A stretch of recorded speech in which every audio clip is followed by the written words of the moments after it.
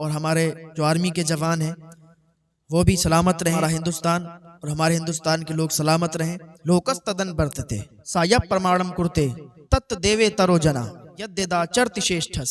लिहाजा ये हमारी सरकार से मांगे। मौलाना तहसीन जिलानी साहब के बयानात सुनने के लिए तहसीन जिलानी ऑफिशियल को सब्सक्राइब करें। क्योंकि अगर हुजूर हैं तो हम हैं, हुजूर नहीं तो फिर हमारी जिंदगी बेकार है। हुजूर हैं तो हम हैं और हुजूर के लिए हमारी जानें कुर्बान है। हुजूर की शान में गुस्ताखी को बर्दाश्त नहीं कर सकते।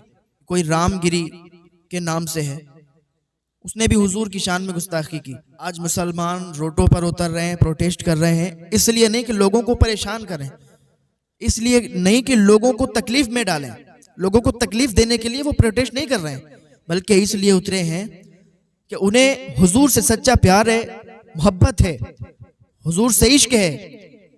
हुजूर की मोहब्बत उन्हें घर में बैठने नहीं देती। हुजूर की मोहब्बत ने उन्हें रोडों पर निकलने पर मजबूर कर दिया और सरकार को इस पर बड़ा फैसला लेना चाहिए। और हम तो चाहते हैं कि ऐसा एक कानून बन जाए कि कोई भी किसी भी धर्म गुरु और किसी भी धर्म के खिलाफ कोई बुरी बात ना कहे, कोई गुस्ताखी ना करे। हुजूर फरमाते हैं कि तुम मुसलमानों से फरमाते हैं कि तुम तब तक मोमिन नहीं हो सकते जब तक तुम अपने माँ बाप, भाई बहन, माल, जान, औलाद सबसे ज्यादा मुझसे मोहब्बत ना करो, तब तक तुम मोमिन नहीं हो सकते। तो अगर हुजूर की शान में गुस्ताखी हो रही है तो फिर मुसलमानों को कैसे ये बर्दाश्त हो सकता है। हम तो बस ये चाहते हैं, रामगिरी ने हुजूर की शान में गुस्ताखी की है तो उसको सजा दी जाए, उसको कड़ी से कड़ी सजा दी जाए ताकि दोबारा कोई हुजूर की शान में गुस्ताखी ना कर सके, किसी के धर्म के खिलाफ कोई ना बोल सके, किसी धर्म गुरु के खिलाफ कोई नहीं बोल सके। अरे मेरे नबी तो ऐसे हैं कि जो रहमत बनकर आए हैं, वमा अरसलनाका इल्ला रहमतल लिल आलमीन।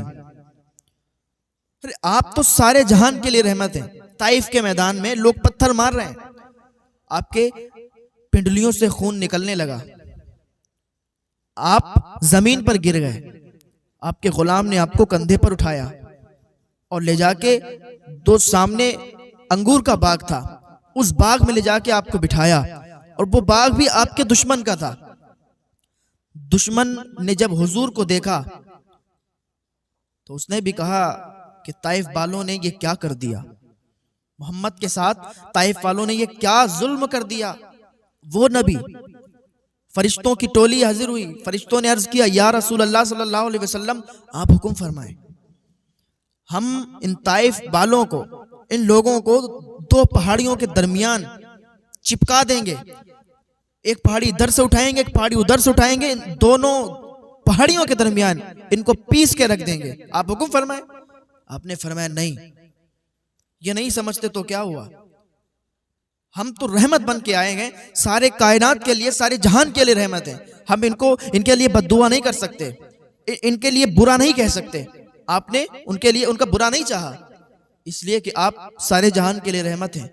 और आपका किरदार ऐसा है कि हिंदू मजहब की किताबों में भी आपकी तारीफें लिखी हैं, आपका नाम वेदों में भी आया है। ऋग्वेद में आपका नाम 16 जगह आया है, अथर्ववेद में आपका नाम 10 जगह आया है, सामवेद में आपका नाम 4 जगह आया है और यजुर्वेद में 1 जगह आया है। और भगवत गीता में अध्याय 3 का 21वां श्लोक है, यद्यदा चरति श्रेष्ठस तत् देवे तरो जना साया प्रमाणम कुरते लोकस तदन बरतते। इसका मतलब है कि श्रेष्ठ पुरुष जैसा जैसा आचरण करते हैं, दुनिया के लोग भी उसको देखकर वैसा वैसा आचरण करते हैं। वो जिस रास्ते पर चल पड़ते हैं, समस्त मनुष्य समुदाय उसी रास्ते को अपना लेते हैं। और वो हुजूर पाक सल्लल्लाहु ताला अलैहि वसल्लम ही श्रेष्ठ पुरुष थे। यानी हुजूर पाक सल्लल्लाहु ताला अलैहि वसल्लम की ये शान थी कि जो भी आपको देखता था वो आपका दीवाना हो जाता था। और आपकी तारीफें, आपके आने से पहले लोगों ने आपकी तारीफें की हैं, आपके आने से पहले लोगों ने आपका इंतजार किया है। आप किताबों को पढ़ें तब आपको ये मालूम चलेगा। तो हुजूर पाक सल्लल्लाहु अलैहि वसल्लम की शान में गुस्ताखी हमें बर्दाश्त नहीं है। हम ये बर्दाश्त नहीं करेंगे कि कोई हुजूर की शान में गुस्ताखी करे। और हुजूर पाक सल्लल्लाहु अलैहि वसल्लम इतने नरम दिल, इतने रहम दिल कि अगर आपके सामने कोई रोता हुआ भी सामने से गुजर जाता, चाहे वो अपना होता या बेगाना होता, आप उसकी मदद के लिए आगे बढ़ते। एक बार की बात है कि एक काफरा लड़की जो कि मुसलमान नहीं थी, ईमान वाली नहीं थी, वो कैद होकर, तमाम लोग जब कैद होकर आए तो उसमें वो भी आई। उसके सर पर दुपट्टा नहीं था, चादर नहीं थी।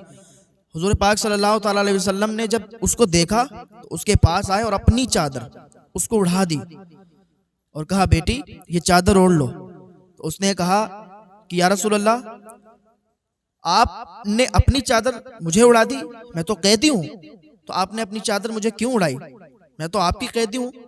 तो हुजूर पाक ने फरमाया, बेटा बेटी बेटी होती है, चाहे काफिर की हो या मोमिन की हो, काफिर की हो या मुसलमान की हो, बेटी बेटी होती है।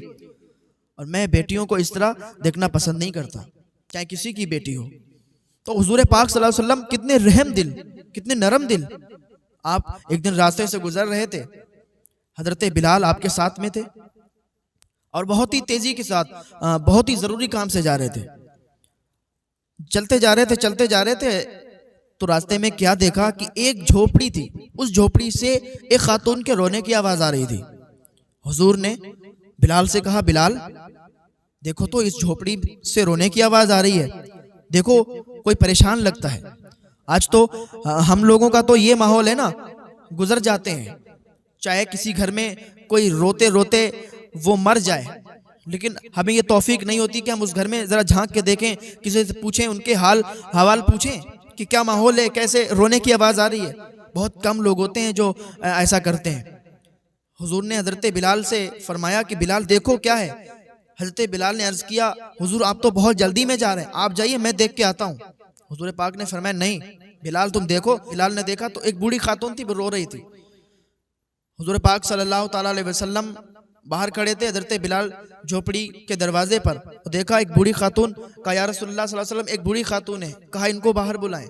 वो बूढ़ी खातून बाहर आई तो हुजूर पाक सल्लल्लाहु अलैहि वसल्लम ने फरमाया कि आप क्यों रो रही हैं।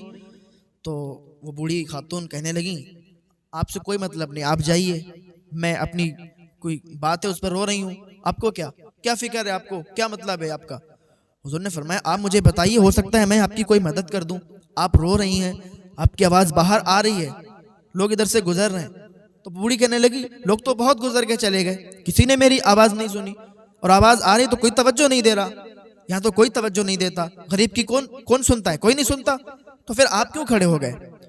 हुजूर ने फरमाया, जिसकी कोई नहीं सुनता उसकी मोहम्मद सुना करते हैं, जिसकी कोई नहीं सुनता उसकी मैं सुनता हूँ, आप मुझे बताए तो सही क्या हुआ। हुजूर पाक सल्लल्लाहु अलैहि वसल्लम ने जब इतना पूछा तो बूढ़ी खातून कहने लगी कि मैं देखो ना बहुत गरीब हूँ, मैं एक घर में काम करती हूँ, मेरी मालकिन है, उन्होंने मुझसे तेल मंगाया था और सारा का सारा तेल देखो ना ठोकर लगी जमीन में गिर गया, मेरा सारा का सारा तेल जमीन में गिर गया। अब मैं उनके पास जाके क्या मुंह दिखाऊंगी, वो तो मुझे डांटेंगी, चिल्लाएंगी, मारेंगी भी, हम तो ठहरे गरीब, तेल गिर गया, अब तेल कहाँ से खरीदेंगे। हुजूर ने फरमाया, अच्छा ऐसी बात है, चलो। हुजूर उनको दुकान पर ले गए, तेल खरीदवाया और तेल खरीदवाने के बाद कहा चलो। अरे कहा, उसने कहा ये आप क्या कर रहे हैं, आप ये क्यों कर रहे हैं। हुजूर ने फरमाया, नहीं नहीं आप कुछ कहो मत, आप बस तेल लेके चलो, मैं भी साथ साथ चलता हूँ। हुजूर पाक सल्लल्लाहु अलैहि वसल्लम उसकी मालकिन के घर दरवाजे पर खड़े हो गए, हज़रत बिलाल भी साथ में, वो बाहर निकल के आई, उसको डांटने लगी कि तूने इतनी देर लगा दी। तो हुजूर ने फरमाया कि आप डांट क्यों रही हैं, इसका तेल गिर गया था, ये गरीब है, इसका तेल गिर गया था और रास्ते में ठोकर लगने से ऐसा हुआ और ये रो रही थी, इसीलिए इसको देर हो गई है। अब तुम्हें तेल तुम्हारा मिल गया है ना, अब इसको माफ फरमा दो। यानी इतने रहम दिल हैं कि अपने काम से जा रहे थे और फिर भी आपने एक गरीब खातून को देखा रोते हुए तो उसका रोना आपको बर्दाश्त नहीं हुआ और उसकी मदद करने के लिए वहां पर पहुंच गए। तो ये हुजूर की जात है। और आज हुजूर की शान में लोग गुस्ताखियां कर रहे हैं अपना सस्ती शोहरत हासिल करने के लिए, सोचते हैं कि लोग उनके खिलाफ बोलेंगे, शोहरत हासिल हो जाएगी, मशहूर हो जाएंगे, फेमस हो जाएंगे। सरकार को इसके खिलाफ कड़ी कार्रवाई करनी चाहिए कि किसी भी धर्म के खिलाफ कोई ना बोल सके, किसी भी धर्म गुरु के खिलाफ कोई ना बोल सके। अगर कोई बोलना चाहे तो वो 100 बार सोचे, ऐसा एक कानून लगाना चाहिए। अगर भाई एक मुसलमान किसी हिंदू धर्म गुरु के खिलाफ या किसी के भी खिलाफ बोले तो वो मुजरिम होगा, उसको सजा मिलेगी। तो फिर रामगिरी, क्योंकि हुजूर की शान में गुस्ताखी उसने की है, हुजूर की शान में गुस्ताखी, और हमको बर्दाश्त नहीं है, हम हुजूर की शान में गुस्ताखी नहीं सह सकते। कई जगह से कंप्लेंट की गई और लगातार कंप्लेंट की जा रही है, लेकिन उस पर कार्रवाई अभी तक नहीं हुई है। तो हमारी ये सरकार से अपील है, रामगिरी ने हुजूर की शान में गुस्ताखी की है तो लिहाजा उसको अरेस्ट करना चाहिए और उसको सज़ा देनी चाहिए, और लिहाजा वो माफ़ी भी मांगे कि उसने ये किया है, गलत किया है, लिहाजा आइंदा उससे कभी भी ऐसी हरकत नहीं होगी। तो इस तरीके की माफ़ी भी मांगे और उसको सज़ा भी मिलनी चाहिए। लिहाजा ये हमारी सरकार से मांगे। आज मुसलमान रोडों पर उतरे हुए हैं, लोग प्रोटेस्ट कर रहे हैं, वो उन्हें हुजूर से मोहब्बत है, हुजूर से इश्क है, हुजूर से प्यार है जो उन्हें रोडों पर ले आया है। हम लोगों की जो मांगे हैं वो पूरी की जाएं और उसको अरेस्ट किया जाए, उसको सजा दी जाए, फिर कोई हुजूर की शान में गुस्ताखी न कर सके। किसी को तकलीफ पहुंचाना, किसी को ठेस पहुंचाना, ये हमारे अंदर नहीं है। ना ही हम किसी को ठेस पहुंचाते हैं, ना ही किसी को तकलीफ पहुंचाते हैं। बस हमारी यही दुआ है अल्लाह पाक की बारगाह में कि हमारा हिंदुस्तान सलामत रहे और तरक्की करे, हमारा हिंदुस्तान और हिंदुस्तान के लोग तरक्की करें, खुश रहें, और ये जो इंतशार पैदा हो रहा है इस तरीके का ये सारा इंतशार ख़त्म हो जाए।